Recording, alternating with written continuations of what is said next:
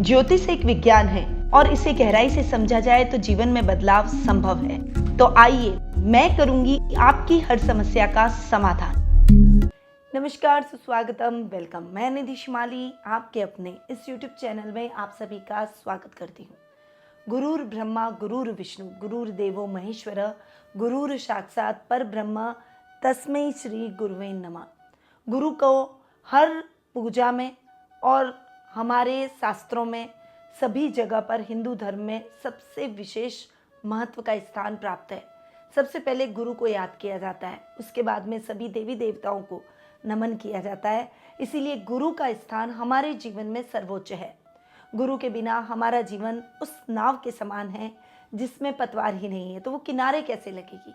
इसीलिए गुरु जो हैं वो हमारे जीवन के मार्गदर्शक हैं और गुरु से ही हमें ज्ञान की प्राप्ति होती है। गुरु से ही हम हमारे उन्नति के रास्तों को तय करते हमारे जीवन में आगे बढ़ते चले जाते हैं।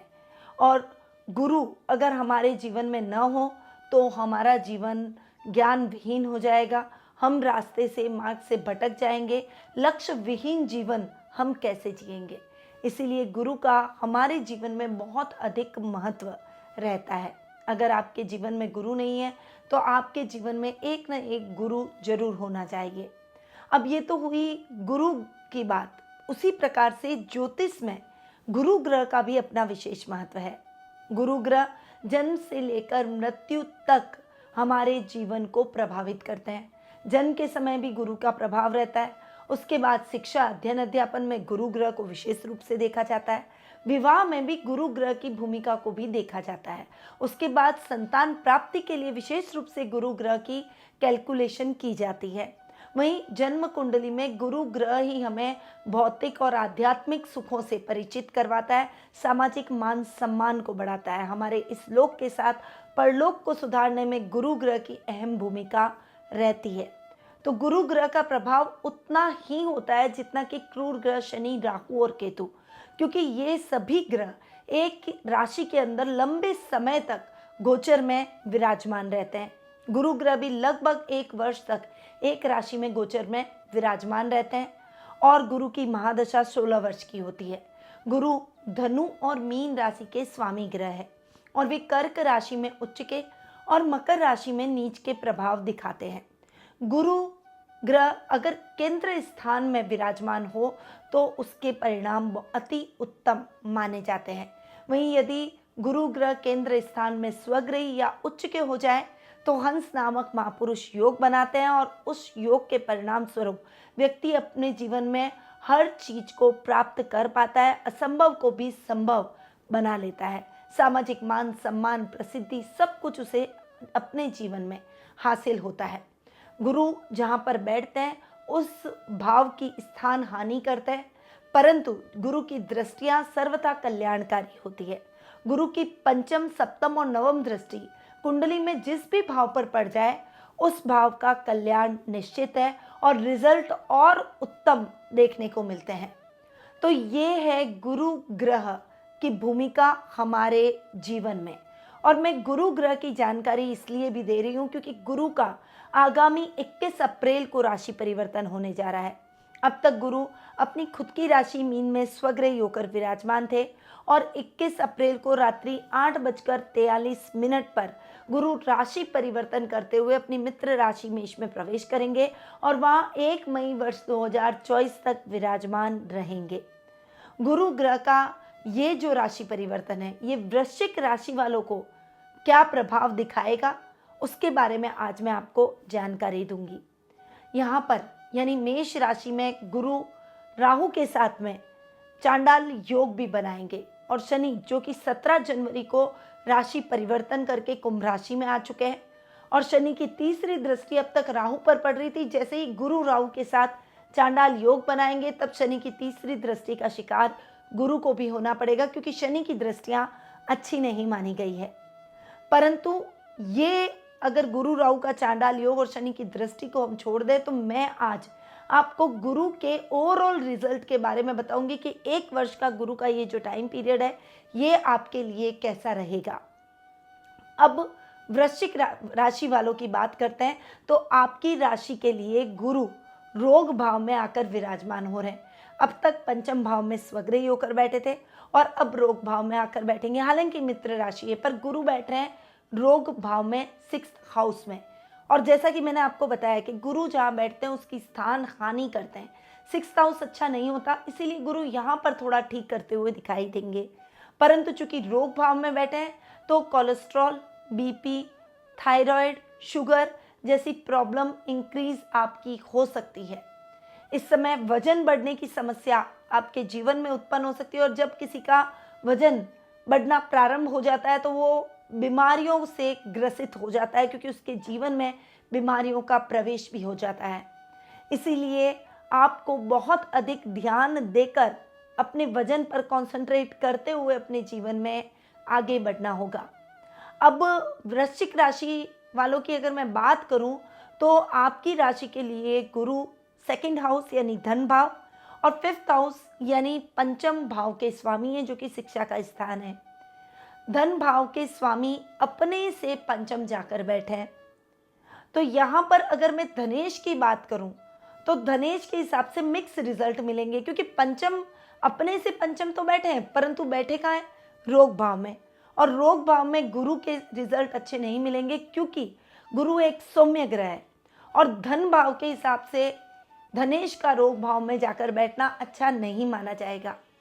इस समय मिक्स रिजल्ट की बात इसलिए कर रही हूँ क्योंकि अपने से पंचम बैठे तो थोड़े ठीक हैं, पर यहाँ पर आपको अपने धन को कहाँ व्यय करना है, कहाँ संचित करना है, वो आपको आना चाहिए। इसकी कैलकुलेशन आपके दिमाग में होनी चाहिए।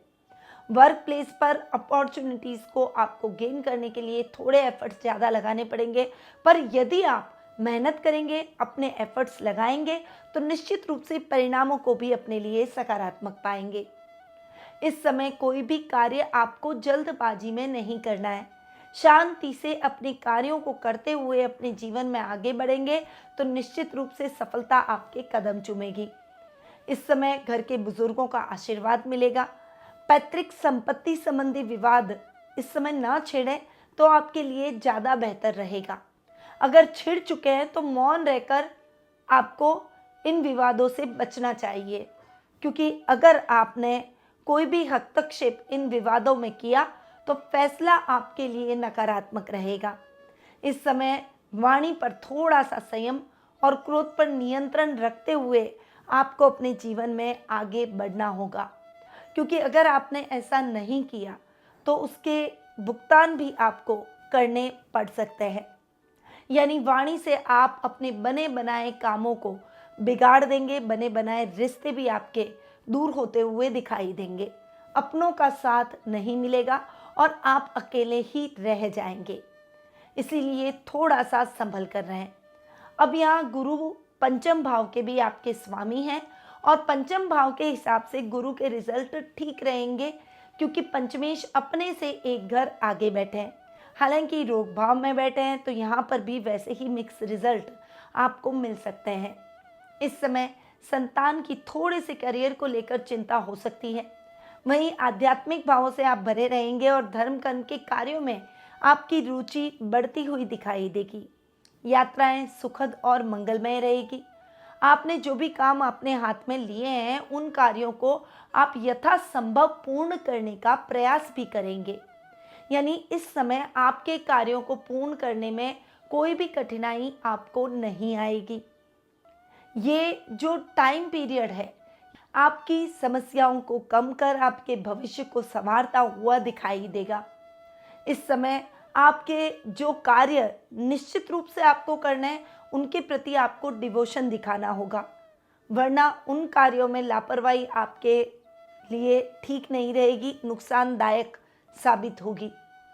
तो ये हैं गुरु के रिजल्ट जो कि पंचम भाव के हिसाब से है। अब यहाँ पर गुरु की पंचम, सप्तम और नवम दृष्टि पर विचार करते हैं, जो कि सर्वथा कल्याणकारी रहती है। यहाँ पर गुरु की पंचम दृष्टि की बात करें जो कि आपके कर्म भाव पर पड़ रही है, वो अति अच्छी, अति आवश्यक और बहुत ही शानदार परिणामों से भरी रहेगी। इस समय आप जो भी कार्य अपने लिए निश्चित करेंगे उसे निश्चित समयावधि में पूर्ण भी कर देंगे। यानी लक्ष्य प्रदान कार्यों में आपको सफलता प्राप्त होगी। सामाजिक मान सम्मान बढ़ेगा, पिता का आप साथ और सानिध्य प्राप्त होगा। इस समय आपके परिवार की गाइडेंस से आप जो भी महत्वपूर्ण निर्णय लेंगे वो आपके लिए दूरगामी परिणाम लेकर आएंगे।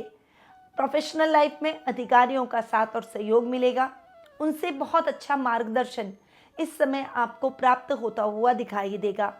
मार्ग में आ रही बाधाएं समाप्त हो जाएगी और विजन आपका बहुत अच्छे से क्लियर होता हुआ दिखाई देगा। आपकी इच्छाएं पूर्ण होगी और इस समय घर में मांगलिक कार्यक्रमों की रूपरेखा भी रखी जाएगी। अब गुरु की सप्तम दृष्टि की बात करें तो वे आपके 12th हाउस यानी खर्च भाव पर पड़ रही है। गुरु की सप्तम दृष्टि का आपके खर्च भाव पर पड़ना आपके खर्चों को भी नियंत्रित करेगा। इस समय आप सोच समझकर खर्च करेंगे। बचत योजनाओं में किया गया इन्वेस्टमेंट आपके काम आएगा। उत्तरोत्तर लाभ की परिस्थितियों के लिए आप सतत प्रयत्नशील रहेंगे।